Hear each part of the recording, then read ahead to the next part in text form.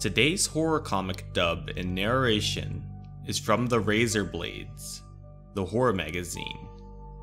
Story number 1, The Washing Machine.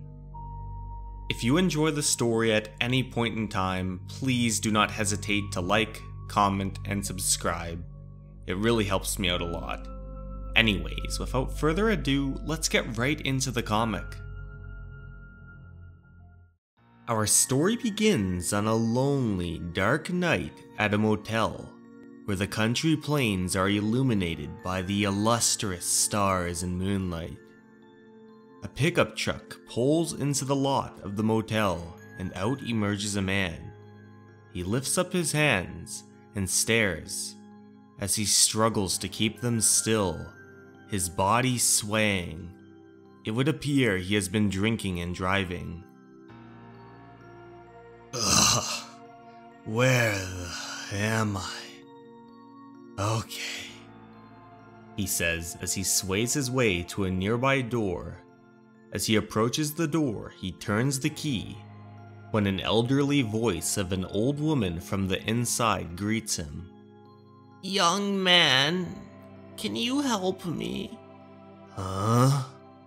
Following the voice, he spots an elderly lady with stubby limbs, using every little bit of her strength to pull herself inside a wash machine.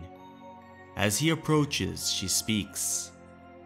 I'm sorry, it won't stop going and I can't reach the bottom. There's a brooch on one of my blouses and it'll get ruined in the wash. The man, still being quite inebriated, merely stares at her. The old lady begins to cry, tears dripping down her cheek. Can you help me? Reluctantly, the man agrees. Okay.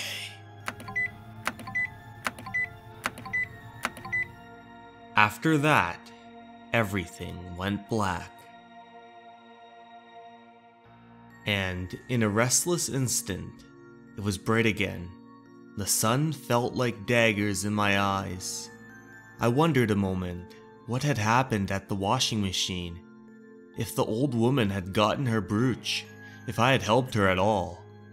Honestly, I wondered if I dreamed the whole thing. As the man opened the wash machine, what he see shocked his very core. For a moment, I couldn't process what I had seen. I tried to will myself to wake up again, but there was a feeling behind my chest, a hollowness that told me I wasn't imagining, and I knew who was at fault. My next thoughts were of self-preservation. I needed to clean myself away from the scene of the crime, wash away my presence. My head throbbed as I paid for my absolution.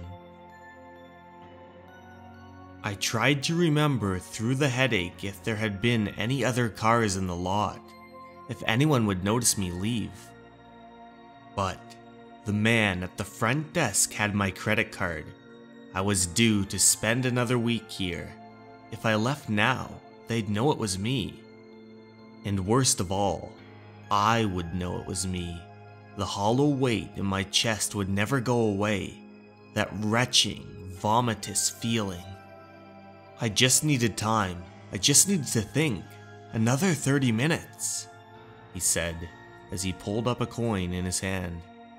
Finally, it felt like long enough to make a plan, but I just thought about the meat rending and sloshing in the white metal. I thought about all the things I wanted my life to be, that I knew now it would never. I wondered if I had died the last night and this was hell. Running the machine over and over again, just waiting to be caught, for my life to end. And then time ran out. And really, what else could I do? Hour after hour, day after day, night after night, I repeat the same cycle over and over again, keeping the machine running, keeping the machine occupied. I couldn't let anyone else know.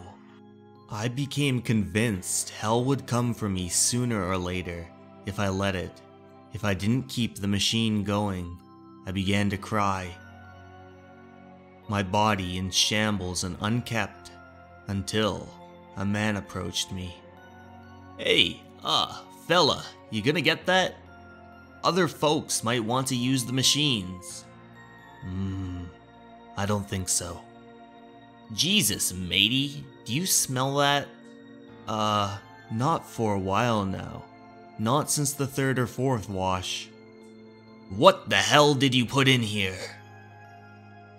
He elucidated as he opened up the top of the machine and peered inside. Inside was a disgusting soup of rotten, mangled human flesh, eyeballs, intestines, severed hands and feet, all inside a putrid, crimson blood-filled bath.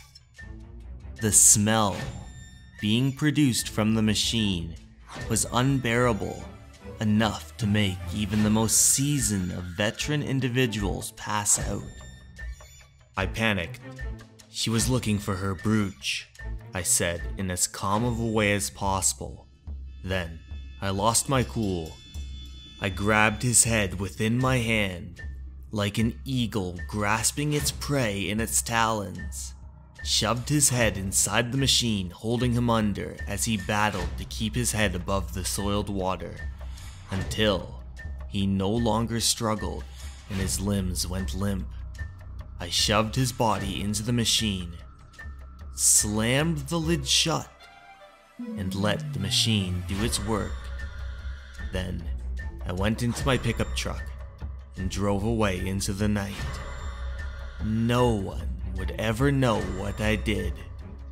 Truly, I tell you, I committed the perfect crime.